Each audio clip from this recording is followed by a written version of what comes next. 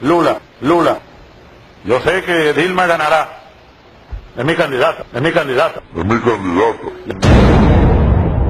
Una gran patriota sudamericana. Dilma Rousseff.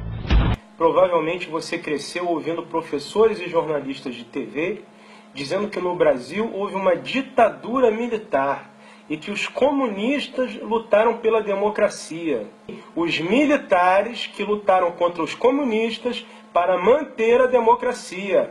Já havia democracia no Brasil. E quando os militares interviram em 1964, os comunistas já estavam tentando chegar ao poder pelas armas desde 1962.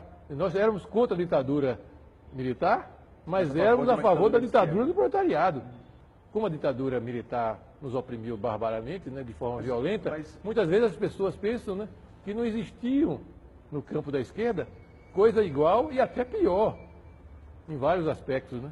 O exército sofreu as suas primeiras baixas ao ter um grupamento emboscado por elementos liderados por Oswaldo Orlando da Costa, conhecido por Oswaldão. O cerco do exército se fechou sobre os rebeldes e vários guerrilheiros foram presos. Assim terminava o sonho da esquerda brasileira de transformar o Brasil em uma ditadura comunista. Mas a esquerda brasileira não desistiria de conquistar o poder e retornaria mais tarde com uma tática mais eficiente que a luta armada: o marxismo cultural.